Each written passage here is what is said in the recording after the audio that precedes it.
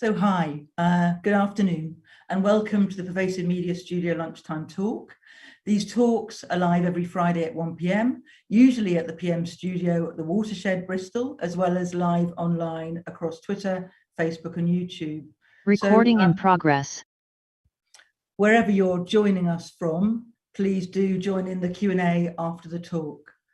I'm Mandy Rose, Professor of Documentary and Digital Cultures at UWE Bristol.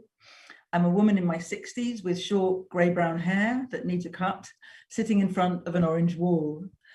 These lunchtime talks are part of our open studio Friday, when we normally throw open the doors of the Pervasive Media Studio between 10 and 5 and offer visitors the chance to spend time in the space by hot desking alongside our residents and staff, hearing more from the people who are part of our community and finding out about new projects made by people who are working on things that excite us. These lunchtime talks cover everything from innovative research in fields of creativity and technology to projects in progress where the makers are looking for feedback.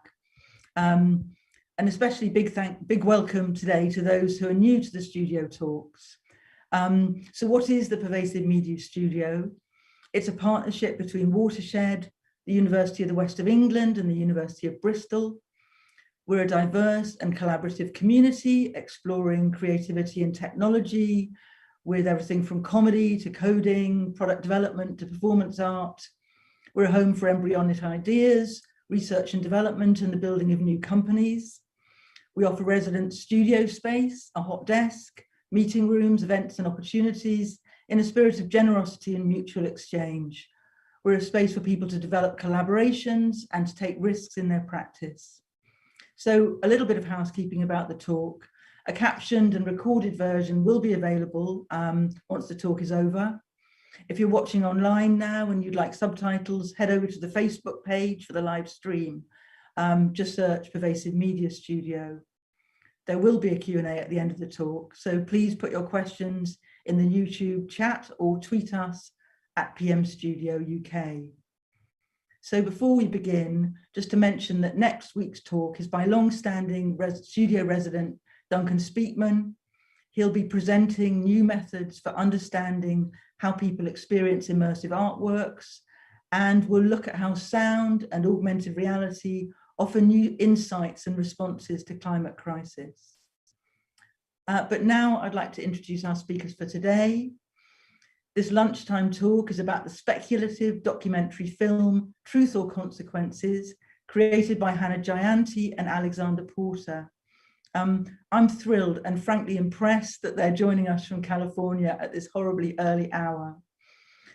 So this film has stayed with me since I first saw it online in 2020 during Sheffield Doc Fest.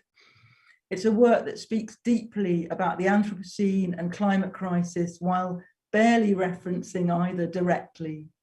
A film that evokes deep time while also insisting that we attend to the contemporary lives and struggles of the people within the frame. It's an important and a beautifully crafted work with an improvised soundtrack by one of my favorite musicians, Bill Frisell. So as you can tell, I'm delighted to welcome Hannah and Alexander, who will be sharing their creative process, their community-based approach to creating non-fiction stories, and discussing the ethics of non-fiction narratives. So Hannah, Alex, over to you. Everyone. Hello. Mandy, thank you for such a beautiful introduction, and thank you for seeing the films for how we hoped it would be seen. That doesn't always happen, so we really appreciate it, and we're really grateful to be here. As you mentioned, we're in California, so it's actually pre-dawn here. So yeah, we thought we would start by introducing ourselves a little bit. I can go first. So my name is Hannah Jayanti, and I'm a woman, female identifying in my 30s with shoulder length dark brown hair, and we're in a dark room with a bit of light and a light blue background. Yes, thank you for that, Mandy. We're thrilled to be here, and yes, it is early. You might see the dawn. So my name is Alexander Porter, and I am a blonde man with a beard and a blue shirt. Yeah, so here we are. Do you want to introduce yourself a bit? Yeah, so I come from a background in kind of interactive media and virtual reality. I'm a kind of inventor and the founder of a volumetric, probably the world's most widely used volumetric filmmaking tool. And one of my great passions is making mostly nonfiction virtual reality projects and making documentary films with Hannah. And we are partners in creativity and in life. So we might stand closer than you might imagine two colleagues standing. How about you? So I identify primarily as a documentary filmmaker, and we'll talk a little bit about what that means to us during this talk. And over the last few years, I've also started identifying as an organizer and an educator. And I'm really interested in the ways that those intertwine with documentary filmmaking. More and more, I've also begun to think of documentary as a social practice and deeply involved with community and a deeply ethical and political in terms of how one works, not just the kinds of films one makes. So we'll also talk a little bit about that. So yeah. All right, shall we? So Truth or Consequences is a speculative documentary. We're going to read how we describe it, and then we'll go into a little bit more details about the project. So it's a speculative documentary about time and how we weave the past into our possible future. It's set in the small desert town of Truth or Consequences, New Mexico, in the United States. And the film takes place in the shadow of the world's first commercial spaceport, which is a very real thing in the New Mexican desert. The film has a speculative premise, which subtly sets it in the near future when space travel has begun. And the film is really centered around 5 people in the town. And we're looking at a slide of a rocket taking off and then landing again in reverse. And it's archival footage. So the film came out in 2020. It premiered at in Rotterdam, and it had quite a wonderful festival life.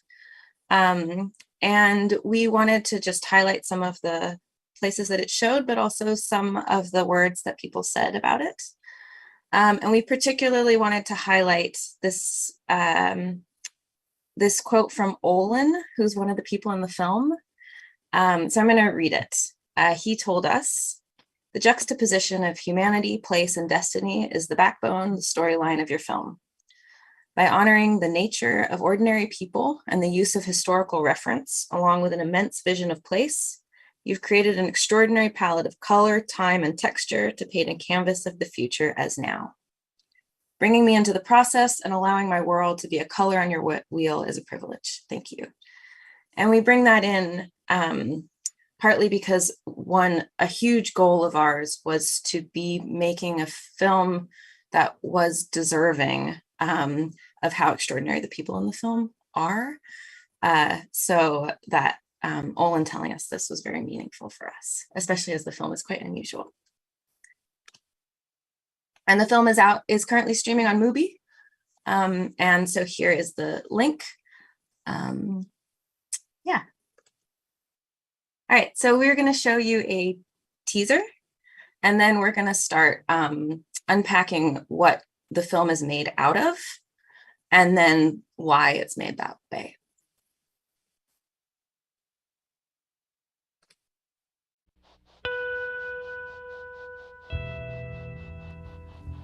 How long have you lived here? 7 years, 8 years. Okay, here we go. Homeward bound. Oh yeah, I'm very lonely here. It's rare I meet somebody I can relate to, I'll even let come close to my life. A lot of young people don't come back, or they come back for a little bit and then leave again. You know the reason they chose this location, don't you? Entry dispatch. Access granted. Over. This planet is dying. So for the longevity of the human race, it's moving elsewhere. What time does the spaceship take off? The spaceship will take off about 9 o'clock. Welcome to Spaceport America.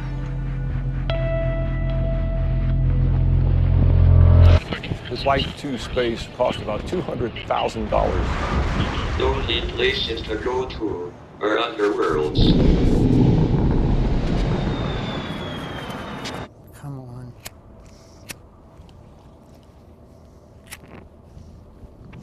And they got to be rich people to afford that. And the desire to go up like that, holy cow, you couldn't talk me into it. Not even to step in the machine for fear it would go off. No, thank you.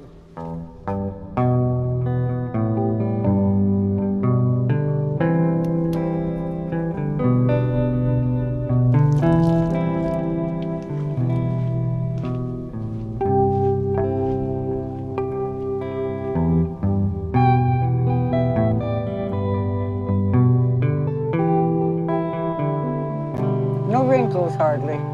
Beginning to show them. I earned every one of them.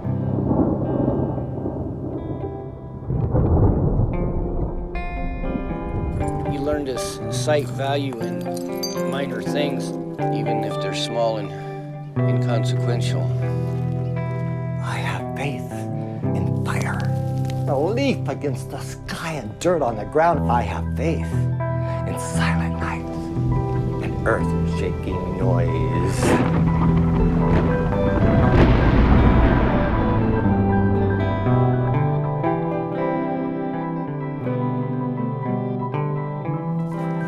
Because once a town goes ghost, then there's nobody left who knows that all this came and went.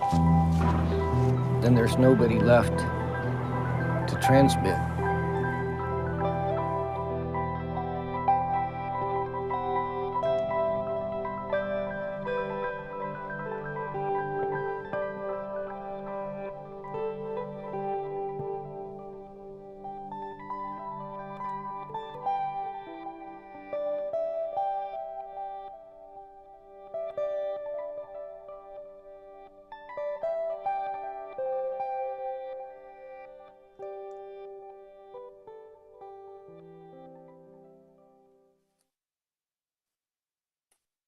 All right, thank you for watching. So the film weaves together quite a few different elements. And the real heart of it is documentary footage that was filmed in the town of Truth or Consequences over the course of 3 years. And that's really the heart of it. So we'll talk about this more, but it's important to know that the film has a fictionalized premise. It has this speculative premise of being subtly set in the near future. But it's all documentary. The documentary footage is real documentary footage. And we'll talk more about the intention of sort of subtly shifting the context through which you view the footage. So we spent a lot of time with people in the town, community members in the town, but the film is really centered on 5 main people: Yvonne, George, Katie, Olin, and Philip. And they are really incredible people, I think. And they taught me, both of us, just an extraordinary amount. And when we were making this presentation, I was thinking, oh, how should I talk about them? And then I realized that the film is so much about how expansive people are and about giving people a chance to speak for themselves about who they are and what matters to them, that I didn't feel like it was appropriate for me to summarize them. So I'm going to just leave you with these beautiful photos of them.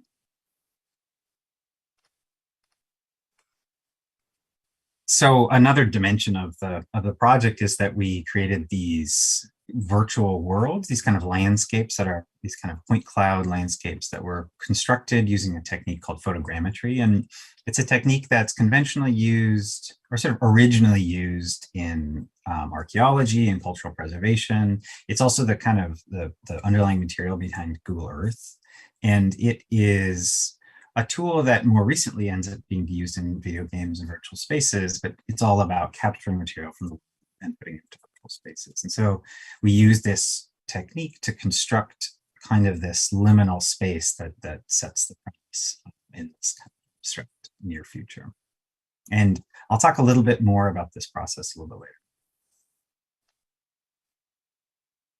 So the other kind of main element that comprises the project is a lot of really wonderful archival material. And so this area is incredibly rich historically and complex. It's home to the spaceport, it's home to the town, obviously, but also the White Sands Missile Range is nearby. And so we found all of this amazing material from declassified Department of Defense videos to home movies and that kind of thing. And so one of the main kind of themes throughout the film is these kind of poetic sections that are defined by archival material. And so I think one of my favorite moments in the production of the whole project was, so Mandy mentioned we had the opportunity to work with someone who's a longtime friend and a really extraordinary musician and just a world-class improviser. So this is Bill Frisell. He's a guitarist, and he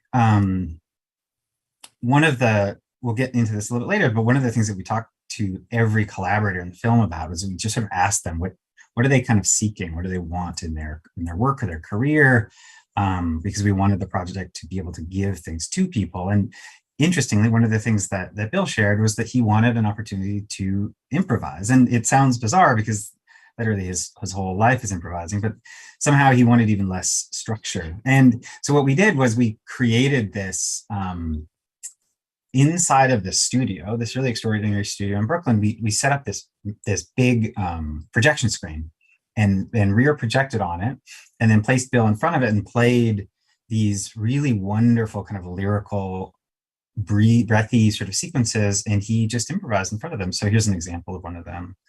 And I think being there and the combination of the footage and the music was just absolutely extraordinary. So we're going to play a little segment that's just kind of almost documentation from that. Can I add one thing about the process? So scores, many people probably know this, but scores are usually done at the end of a film. So when the film is totally finished, you give it to the composer. And obviously there's variation in that, but that's the kind of typical way that it's done. And so one thing that was so special was that we did it over the course of 1.5 years. So as Alexander was mentioning, there would be sort of very vibey scenes that Bill would play to. Maybe like we would compile all the shots of wind and then he would just improv to it. And then I would go cut to it. And then we would do another session that was slightly tighter edited. Like now maybe it was some rough scenes, and then he would play again to it. And then we did it again with a fine cut. So it was this really wonderful, responsive process that was just, it felt like they were informing each other as they were going, which was really great.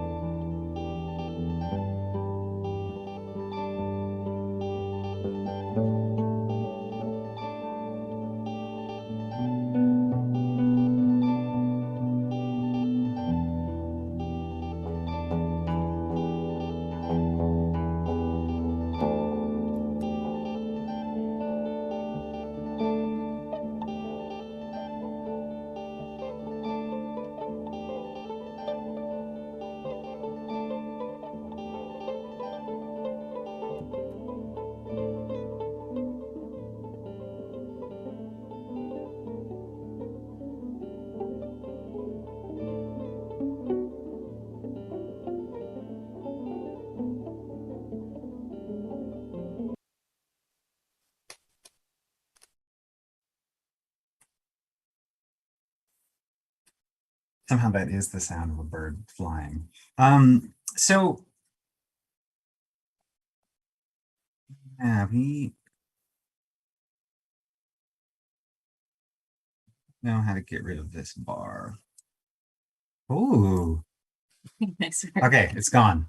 So we mentioned this concept of a speculative documentary, and I'm going to kind of unpack that a little bit. So it's a concept that we borrowed in kind of the middle of the project from the world of speculative fiction, which is familiar. It's kind of, in a way, you can think of it as kind of the parent that, over kind of utopian fiction or dystopian fiction. You can think of Octavia Butler, or William Gibson, or The Matrix. All of these kind of technically are in the category of speculative fiction. And we were interested in borrowing kind of from that tradition and thinking of this sort of question: what does a speculative nonfiction story look like? And what's critical and useful about speculative fiction, the really good materials, is that it does this interesting thing where it sets stories in the future. You can think of maybe 1984, that kind of thing, where you're sort of imagining a future and letting it play out, and it teaches you a lot about your present. And so that was kind of the goal with us. And so we thought that we would sort of set this story in a moment and kind of open in a world where the ambitions of the sort of space travel industry have been fulfilled, and people have started to leave Earth for other planets. And this was it was very much the tone and the style of communication at the spaceport that's outside of town, which is the world's first commercial spaceport. And in the way that they talked about their work and their project, very much just driving towards the future.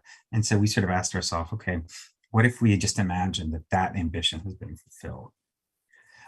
But it sort of leaves the question, why do this, right? It's like a kind of elaborate and protracted thing. And so that's the next thing that we're going to get into, is sort of the process that got us to this unusual choice.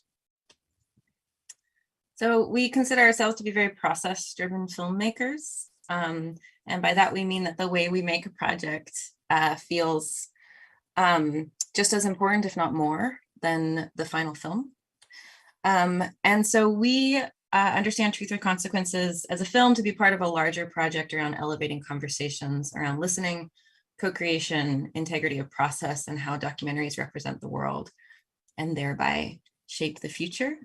So we're going to go through a little bit of the process of making the film to get to how we landed at using a speculative premise. And part of it is that these commitments, we often call them commitments to listening, guided all of our decisions. And this is Alexander scanning. All right, so one of the ways that we articulate our practice is a practice built on an ethical and political practice of presence. So going to a place without looking for a story, but rather listening deeply to what people choose to show and share. And in documentary, that's actually quite rare. Often you go looking to find something. You found a story, you have an idea for something, there's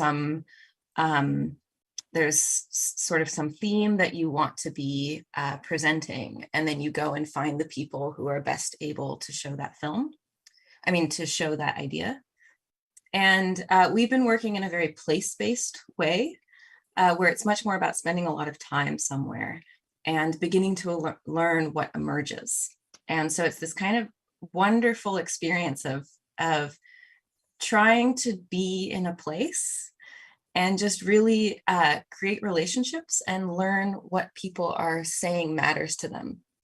And so the film began by me doing a residency in Truth or Consequences. And I went there most simply, creatively, to try to discover what I make. This is my first feature, and I felt that there was something I really wanted to try to make that I didn't know what, and I think I was really scared that I would not risk finding out. And so the only thing that occurred to me was to go to the middle of the desert and start filming. I also had never filmed before, So it was a big challenge for me to try to learn to do that, because it was something I loved, but struggled really hard to take myself seriously in. And a lot of the film was born out of an experience that I have had with documentaries, which is that most films that I see feel very far from my lived experience. And I always wondered why that was, because they're documentaries about the world. And I began to realize that there's certain things in documentary that felt very isolating to me. A lot of documentaries emphasize exceptionalism, and are really crafted in a way to point out these sort of like crystalline moments where things happen. They're often very distilled narratives, and they often have a lot of very clear causality about why things happen. And I was always like, that's not what my life is like. My life feels really messy and complicated and endlessly coming in and out of focus. And I just didn't understand why there weren't more films that showed that. And so my hope in going to Truth or Consequences was to make a different kind of film, one that felt like it matched the texture of my life a little bit better. And so what that looked like was just going out and filming every day and meeting people and seeing resonances of who seemed to be interested in spending time with me and who I was drawn to. And that's very much how the 5 people ended up being the center of the film, because we seemed to want to spend a lot of time together. Yeah, I'm also aware of time. I think we're doing okay. So 2.5 years later, we had our first rough cut. This is a picture of my timeline. I edit in Avid, which seemingly nobody does anymore. And so we took this film to a rough cut retreat, and we showed it for the first time, this rough assembly, and I felt kind of horrified. I felt, as I was watching it, I felt that I had made the film that I wasn't hoping to make. And it was really humbling for me. Specifically, one of the things that had happened was that during filming, we had discovered the spaceport. And we had discovered, and the spaceport is like, it's like big news and it's very dramatic. And everybody seemed to want to know more about the spaceport. And so kind of heeding them and also still finding my confidence as a filmmaker, I very much edited something that rotated around the spaceport. So everybody's lives had to do with the spaceport. Was it going to bring jobs? Was it going to cause gentrification? Their lives became defined by the spaceport. And Alexander and I talked a lot about it, and we started realizing that that's actually very common in documentaries, which is that there's something outside of a community, something very powerful that has the potential to save or destroy people. And the emphasis is usually located on that outside thing. And in the case of the spaceport, it already has power. It has a huge amount of money behind it. It's rented out by Virgin Galactic. So we started realizing that kind of pull had made us make choices that we started to feel like were actually very violent to the footage.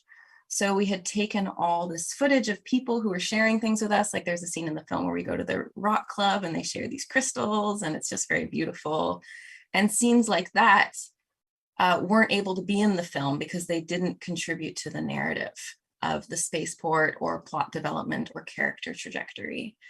And so one of the things that we came to is the idea that conventional documentary filmmaking, doing it right, especially in terms of narrativization, for us, caused us to make a film that ultimately felt pretty extractive and othering. And I know this is a charged word, but I would risk using the word violent in its portrayal and use of footage that people had very generously shared with us.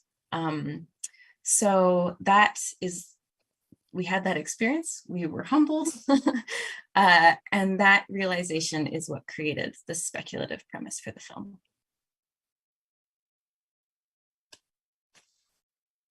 Yeah, it's interesting. It's difficult to describe. I think we had a moment where we saw there sort of is, and those of you who are not deeply steeped in documentaries, you're probably not familiar with this, but there's just sort of this formula. There's a style, but it's seen as more or less just the way that stories are told. You might think of talking head and someone sitting here, voiceover, and like those just become synonymous with what information is. And we had this moment where we're starting to separate from that and realizing, oh, that's actually sort of just a genre. It's just a particular style of telling stories, and oftentimes it's insufficient, or it's too narrow, or sometimes it, as Hannah says, it sort of like borrows from narrative and tropes from old stories, and then imposes it onto the world. And so we had this experience of having basically cut this, what was technically a quite complete and good film. Hannah's an extraordinary editor. It was like very tidy and it could be shipped. And we had this moment in this kind of moment of crisis, and we realized that we really needed to start over. And even as we tried, we found that it's almost like it was kind of a puzzle, and you would try to reorganize it in different ways, and always the same thing happened, which was that the power of the kind of the charisma of the spaceport, and also the threat of it into the life of the people in the town, was such that no matter how we organized things, the spaceport always dominated, and people lived in terms or in orbit around it. And this is not just true of this. I think it's true of most films that you might see, is oftentimes also kind of conventionally political films, right? It's like people are defined in terms of their worst moments or the things and challenges or lives. And so we realized that we actually had to fundamentally change and create a rift of some kind. And what we did was, it was almost like a kind of lark. It was like almost like a design exercise. And it was like, what are ways to kind of eliminate the draw and the tension of the spaceport? And that led us to this question. It's like, in a world where space travel is so common, almost to be banal, what would we then be curious about? What would we want to know about the environment around space travel, for example? Who chooses to go? Who chooses to stay? What is the experience of staying? What is the experience of living in the shadow of people leaving? All of this stuff. And it started to become a ripe question.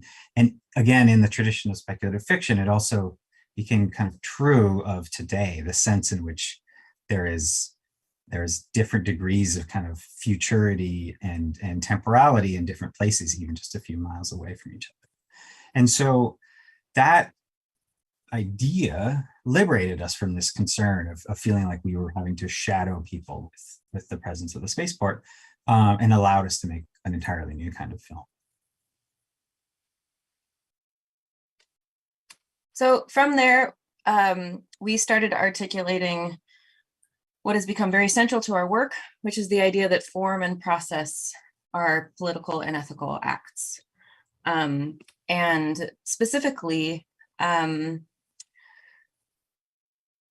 of why we want to emphasize this is that we believe, or at least I believe, that we live in a world that mainly judges things based on content, where legibility around form and process is just much quieter. And I'd like to live in a world where they're a little bit louder, or at least can hold some of the same weight as what a film is about, which is what I would call content. And so for us, we had the experience that breaking conventional form was the only way for us in this project that we could figure out how to actually be true to the footage and true to what we understood as the foundations of documentary filmmaking. Which for us at the time was very much about listening and witnessing and being present. Yeah, and I think that has built very much into our practice. And it also allowed us to understand that the film is extended more, like the more we started thinking about this idea, the more the way that we were in the world felt more and more important. And so it allowed us also to move into working in a much more expanded way around documentaries, which led us to a festival that we created in the town. There's an idea I want to underscore that we started to think about our practice in kind of almost like a triangle. There's these sort of three regions where, and I'm just kind of underscoring what you said. So you can think of content as just the material that shows up on screen, right? And typically we might see films and we'll know nothing about how it's made, but we'll see the film itself. And that's sort of the domain of content. And you can have films, for example, that are political in their content. And then there's the form, which is actually how it's constituted. Are you cutting quickly? Are you cutting slowly? What is the kind of material you're including? Those kinds of questions. And also, are you making an interactive piece as well? Are you making a film? Are you doing other kind of community or cultural work as part of it?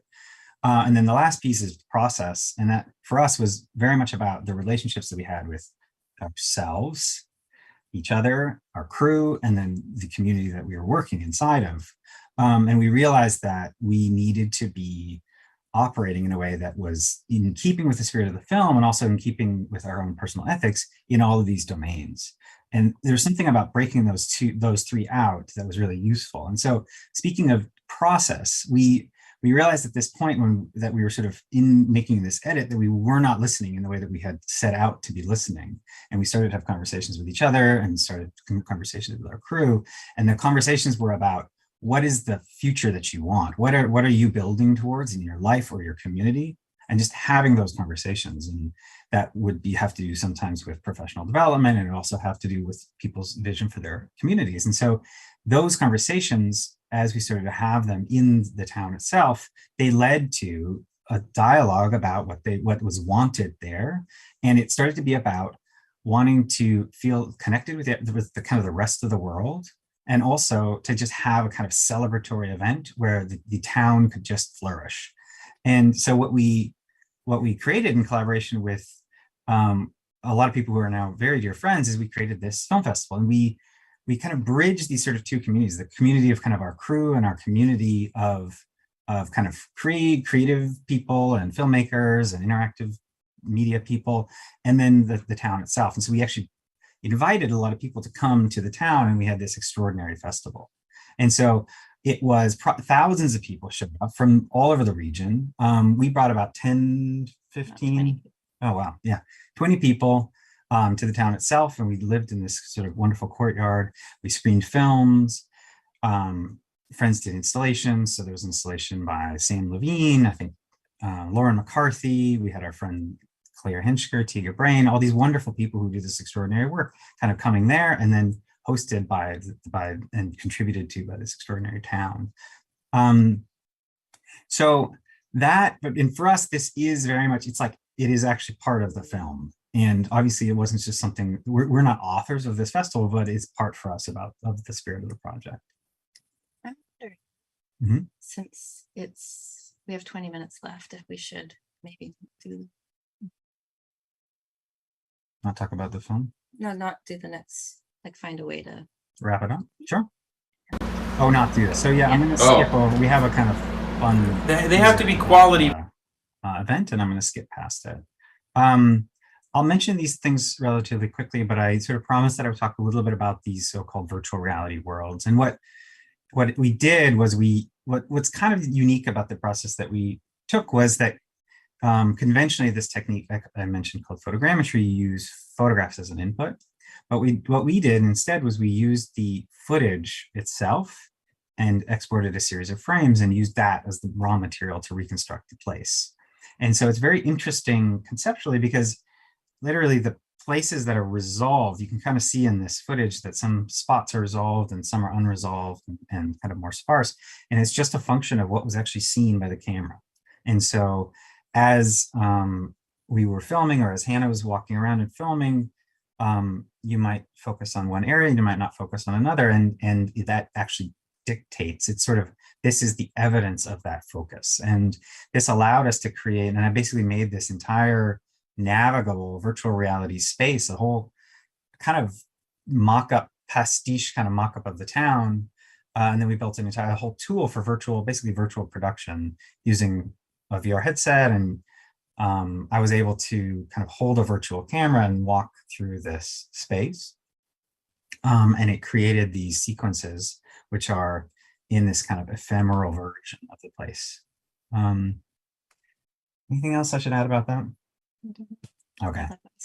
So then another dimension of the project this was a kind of collaboration with Sentient, who was our distributor, and then Dash, a really wonderful studio in Portland. And we made this web interactive world that you can go to now. And it's kind of it's like we realized that we had this extraordinary personal experience of moving through these virtual spaces, and we wanted to be able to share it. And so we made this kind of companion world where you can, on a browser and sometimes on a phone, you can navigate through this world and have kind of a semblance of that same experience. And the URL's there, so enjoy. And then we're going to just very quickly tell you a little bit about what we're working on now, just a hint at, and we want to make sure there's a time for a conversation with Mandy because we're really excited to be in conversation with her. So what are we working on now? We're working on a project that is called Topography. And one of the central questions we're asking is, rather than making a film about ecological systems, can we create an ecological project? And that question feels like a sort of a growth out of this question of form and process as ethical and political, and questions of listening, but posed much more towards how we relate to nature. Nature, it's a slippery term. So it takes place in and around national parks in the United States, and Topography is a multi-platform documentary that includes feature films, short films, immersive experience installations, and community projects. It's a very vast and durational project. And it is centered around the way that humans interact with natural environments and how that impacts the way we see ourselves, each other, and the world we all share. And I know that's a very big thought, but it does have specifics. So it rotates around themes such as histories within the land, scientific knowledge, domestication, geological time, deeply contested land use, settler colonialism, capitalism, weaponized landscapes, and climate change. And I thought we'd leave, this is a slide about part of where we're spending time is in the Badlands in the US, which is a place that was has been considered useless land. And so we spend a lot of time with people that show us just how much life there is, because the idea of useless land, actually quite similarly to Truth or Consequences, becomes a bit of a capitalist progress free-for-all, where a lot of violence gets done in the name of progress. And then our last little thought to leave you with is, there's a quote that I've been finding really inspiring lately, which is around this idea of dynamic interdependencies. So I wanted to really quickly read it. It's by Eli Clare from a book called Brilliant Imperfection, Grappling with Cure. And he writes, a fluid responsive process. Restoration requires digging into the past, stretching toward the future, working hard in the present, and the end results rarely, if ever, match the original state. Restoring a tallgrass prairie means rebuilding a dynamic system that has been destroyed by the near extinction of bison, the presence of cattle, and generations of agribusiness, farming, and fire suppression. The goal isn't to create a static landscape somehow frozen in time, but rather to foster dynamic interdependencies. And so we've been asking ourselves what that looks like in filmmaking, both in content, form, and process. Thank you. There's a prairie dog. Thank you so much. Should we stop sharing? Yes, we should. Yeah, thank you so much. Ooh, we've got multiple screens. We can't hear you. Stereo. We can't hear you, Mandy. Oh, I've muted and unmuted here yet. No? Yeah, this is on. Oh. Still no sound. There, Mandy? Oh, we can hear you now. Oh, you can hear me now. Okay, that's cool. All right. Well, first to say thank you for a wonderful talk. And there's so much I'd like to dig in to in it. It's so fascinating how, in a sense, you found yourselves in tension with the kind of conventional narrativization of, you know, of life that, you know, is very commonplace now in documentary and is actually sought after by commissioners, you know, and you've worked through those tensions, you know, in the process. So I'm, you know, really interested in that. I think perhaps I'm just thinking about dynamic interdependencies, and I think I'm going to ask one little question before I pick up some questions from the chat, which is this. Thinking about, I mean, you've talked about the film and have talked about the humans at the heart of it, but actually something that I've noticed about the film is about the animals running through it. You know, there's wolves and spiders and pigeons and donkeys and domesticated animals and wild animals, and, you know, and I just kind of wondered, you know, how that had emerged as a theme as you were filming, and how you were, you know, thinking about playing that in. Good question. The simplest answer is a non-rational answer, which is just that is something that I felt deeply drawn to. There's a kind of patience in filming more than humans that is really incredible. There's something about noticing and attentiveness that having a camera can create. I think about attentiveness a lot, and attentiveness is a potentially radical act. And so just experientially, that's what it was for me a lot, which is that there was a kind of a slowing down and a being with something that, again, isn't dramatic, or isn't like, it's not for something. It just is. So I think just intuitively, I felt very drawn to that. And then as we edited, and maybe Alexander can speak more to this, but then as we edited it, you know, so much of the film is about the tension of what we have to do to the world around us to chase these technocratic or sort of Western visions of progress. And one of the things we have to do is deeply devalue the more than humans that we share the world with. Yeah, I would sort of underscore that. I think, especially in the archival material in the film, there were these themes that emerged. There was sort of extraction and mining, and it started to become clear that the conversation around animal husbandry and animals in general in the area was in a similar dialogue. It was about wealth and value and extraction, and it was unmistakable, especially in the archival material. I think also Yvonne, who is sort of ends up being kind of the heart of the film, at least the film sort of moves towards that. She was in a lot of ways like our guide, in a sense of, my experience of Yvonne is she is potentially the antidote.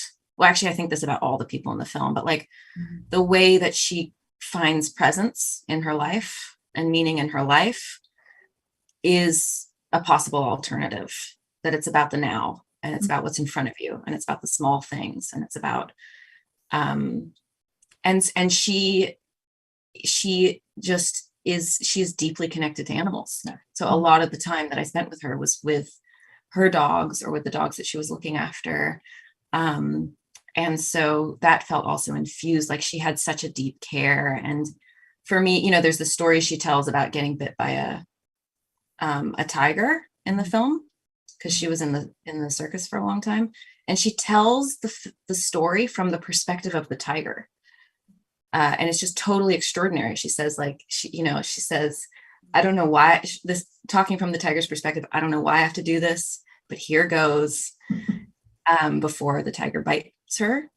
And it's just so loving and compassionate. And the idea that you could have that relationship to something that mauled you because you understand that it exists in the same that there's not the same separation that we usually feel like we need to create between us and the seemingly natural world. So I think that was part of it. Okay, well, I must pick up on a couple of questions in the chat. We haven't got very long at all. So, and talking of Yvonne, somebody asked, are you still in touch with the 5 people in the film, and what's been the kind of after relationship with them? Yeah, so very sad to share that Yvonne and Philip died. Oh. And the other 3, George, Katie, and Olin, they are still in Truth or Consequences. I talk to them relatively frequently. I consider them, relationships are 2 ways, but I consider them dear friends. So, and I think one of the sort of prides of mine was that when Yvonne was dying, I came and showed her the footage. And so there's some kind of tough scenes of things she shares in the film. And the only reason those are in there was because I showed her the footage, and she, one of them I was not planning to put in the film. And she very much said, this is true, this happened, please share this. So I felt that I got, even though she wasn't able to see the final film, I felt like I got her blessing. Sure. Okay, somebody's asking about the photogrammetry. I'm curious, I'm going to add my question to theirs. I'm curious at what point in a way, or whether you came into this project already thinking photogrammetry had a particular value for making us think about time. I'm curious about that. And then on a more practical basis, the question is, the photogrammetry created sequences, do they only exist within the film? Have you thought about making a separate VR piece with them? These are 2 wonderful questions. You know, I have a practice that I don't totally understand, which is basically around scanning. And, you know, for the last 10 years or so, I have been just expressing myself through this format, the kind of medium of 3D scanning and volumetric capture. And so it's a personal life practice. And so I kind of am doing that at all times in some sense. And so that was kind of pre-existed. And I knew, you know, we spent time in Truth or Consequences, and I was scanning things, but kind of sort of quote unquote properly, right? So typically you would use a camera and you would like take your time. And I did a lot of that. And then we went home and we had this sort of discovery. And what we realized is that the material that we wanted to show needed to be echoing the spaces that you're seeing in footage. And that just wasn't something I had done. And that's what led me to doing this kind of alternative version of this kind of alternative workflow. And it was, I will just say it was somewhere between horribly tedious and meditative. It was really surreal and extraordinary. It was really misusing the tools. And so metaphorically, you could think of it as like I would have these little discrete pieces, and then I would have to kind of sew them together. And so it was a very, very manual process to actually construct these worlds. And then, yeah, to the second part, we did actually at the festival, we had an installation where we had a headset and people from town could kind of come and see it and walk around in those worlds. And I think that for me was galvanizing. Somehow seeing it through their eyes was what felt one of the things that felt like it really was worth pursuing and continuing with. And so we've done that. And then in some way, the interactive piece that we shared, which you can access through the website of the film, it's sort of a screen-based experience, which increasingly I think that virtual reality as a primary experience is quite rarefied. And it's just like there aren't many people who have these devices, but you can kind of approximate it with screen-based experiences. And so we made a website with this web page where you can kind of move through those spaces that kind of emulates the experience of being inside of there. And then there are just corners of this universe that I made that I think no one else will see, which I don't know, it's kind of nice. One of the things Alexander talks about is that it's very unusual. Usually a virtual reality film gets made on a 2D screen and then experienced in a 3D world. And ours is the opposite. Alexander built this whole 3D world that we then filmed inside, walked around and filmed inside, and then exported to 2D. So it's, in some ways, it's quite nuts because it's so laborious and there is a whole world. Yeah. So, yeah. Well, it's very evocative and transporting to, you know, for me, transports me to kind of imagining a time when humans aren't walking the earth. So we have to move to wrap, which I hate to do, but it's 2 minutes to 2. And, you know, first of all, I just want to say thank you so much for joining us. You know, we've had around 50 people here today with us remotely, and the recording will be available in the future. So we'll be pointing people to it. I'll be pointing people to it. And, you know, so yeah, so thank you so much for being here. And I see that Dawn has broken, I think, where you are. So thank you, yeah. So I'm just going to kind of wrap to say, you know, we'll be back next week for a talk by studio resident Duncan Speakman, which will be online, but also in person at the Pervasive Media Studio. So we hope people will join us then. And so thank you. Enjoy your day. And I'm really looking forward to topography in all its forms in the future. Okay. Thanks all right. so much. Thank you.